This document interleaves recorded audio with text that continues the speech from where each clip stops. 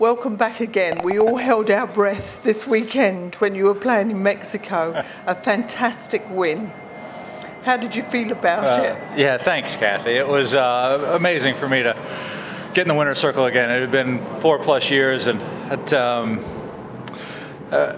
there are times that you think, will I ever do it again? And it maybe is extra sweet when you're able to kind of accomplish some of those goals that you're not sure you'll make again. And so winning on the PGA Tour is it's an amazing feeling. And then to be able to do it with my wife and kids in attendance was really sweet.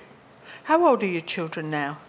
2 boys, they're 9 and 11. So I think the last win they would have been 5 and 7, and yeah, the 7-year-old at the time would have definitely remembered. I'm not so sure how much the younger boy remembered of my last win, and so to be able to do something that they'll remember and know about their dad is very cool. Yeah, and you've arrived rather late for your preparation for this tournament, but obviously your game is top shelf there. Have you had a chance to look around? Where are you?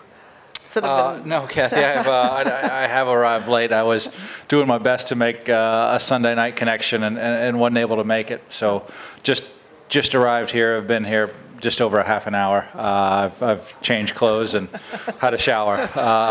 So that's been all my preparation so far. You look very fresh. Smell very fresh as well.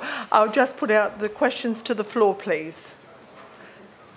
Did you try and did you catch a private jet to LAX? We did, to no avail. Yeah. So we made all efforts.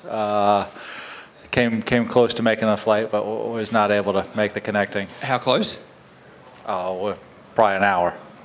So what did you do in Los Angeles for the day? That's not the ideal Australian Open preparation. Well, we ended up having a good time. I think anytime, with the kids, there's fun activities. And being able to see things through kids' eyes. I tell people, our kids travel almost every week, and regardless of how nice a hotel you stay in, they kind of get redundant. A hotel is a hotel after a while, but with the kids, a hotel hallway becomes a playground. And so you start to see things differently with the kids around. And yesterday we toured around. We stayed downtown, did some walking about. We ended up playing some tennis. The boys are very, very keen on tennis. So we found some tennis courts, played tennis. Then I went into the Skechers offices, said hello to the friends at Skechers. The boys love designing shoes on the computer. So they use the computer-aided design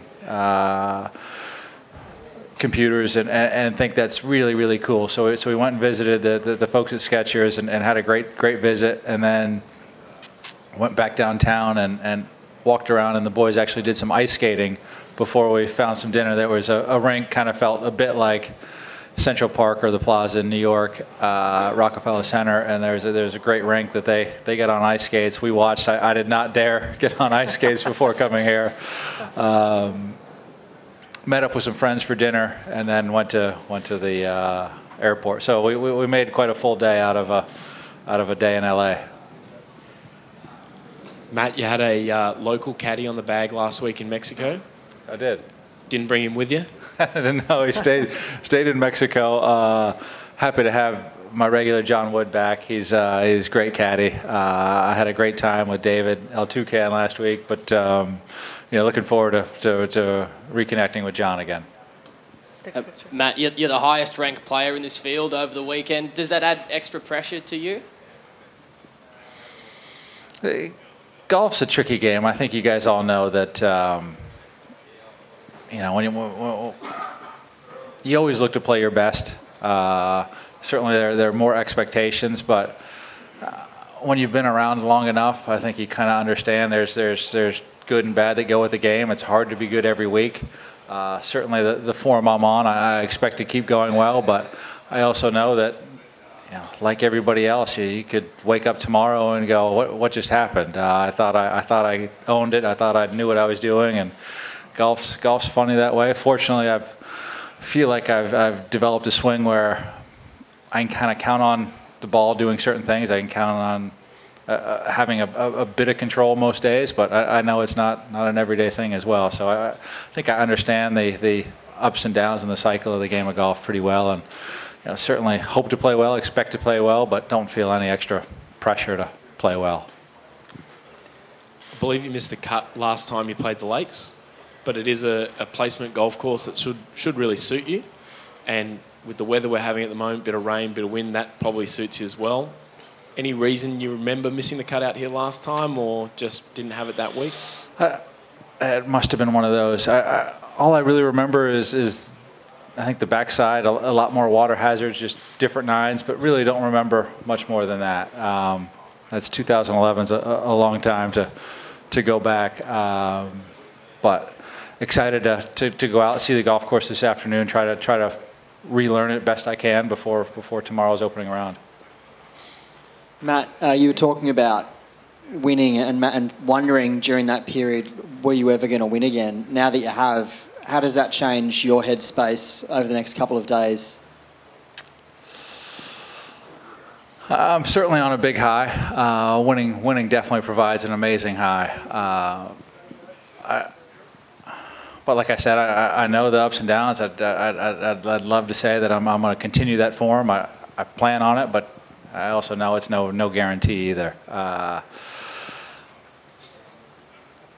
think golf gives all of us a sense of hope. It takes that one good shot and you go, I know I can do that again, and you think you've got it back. So I think we always have that the dreams and the hopes of being great, but actually going out and executing. It's rare that you get that great reward of being in the winner's circle and putting your hands on the trophy. So when it does come, it's extra special. Matt, I know just arrived. There's been a lot of talk early on this week about who isn't here this week, that this tournament lacks star power, right? You've won 14 times as a pro. You've been at the top of the game for a long, long time. Do you take any umbrage at that, or are you insulted in any way that people are saying this tournament lacks star power? I am not insulted at all. Thank you for asking. I'm really not sure how to respond to that. Matt, I'm going to ask you a question. You probably get sick of being asked, but I'm going to ask it anyway. Your record in the majors is pretty darn good. We know you haven't won one. Is it still a big motivation for you to get a major to your name? Absolutely, absolutely. But I feel like the process I've chosen, the road I've chosen to attack the majors, is to try to treat every event as if it's a major. I try to. There's not a tournament that I enter that I don't want to put my name on that list of champions. Certainly, I understand majors are different. I understand that's what we're judged by. I know there's a bigger gravity when it comes to major championship golf. But I feel like playing great golf breeds playing more great golf. The more chances you have at winning, the more comfortable you get in those final round, final grouping situations. If it happens to be your time in a major and you have that opportunity, hopefully you've had enough experience to come through. And so I try to treat every event as if it's one I really want to win, majors included. My track records I've had some close calls. It's kind of not happened for me, but I'm excited for the next several opportunities that I get in. I feel like my game is one that is going to show up week in and week out, and hopefully give me more chances in majors. Adam? Matt, it's going to be a pretty emotional week around here. Obviously, the first Australian Open played since the passing of Jarrod Lyle. I see you wearing his little Luke the Duck's pin there as well. Can you just give us a bit of indication about what his passing has sort of meant and how it's reverberated around the PGA Tour in the States? It's a tough thing. The golf community is very much like a family. So you lose a part of it, and it hurts. Everybody loved Jarrod. I think the whole Australian culture, when the Aussies would come to the States, they're great people. Jarrod included was just one of those people you love being around. They're And to see somebody lose a battle, you know, somebody that you know that you've spent, you know, countless hours with, is tough. And then to know that there's family that's there, kids, you don't wish that on anybody. So it's a tough thing. I think it's struck home, and in particular in the golf community, you know, across the world, particularly the PGA Tour, the guys over here. He was a great guy and certainly missed.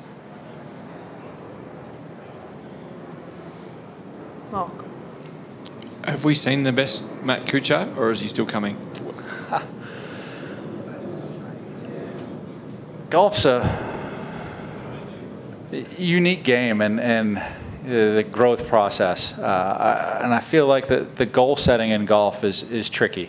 I feel like what I've strived to do with each new year is to always try to get better. It's hard picking out, I'd like to win, you know, this tournament or that tournament. So they're not always in your control to handle those things. But to try to get better at golf is something I think I strive for each and every year. And I think I've done that. There's a, you know, experience level as well as physical and mechanical tools that included as well that I think I've continued to refine, continue to improve, and hope to think that I still have, I'm at the best I've been and have potential to be better.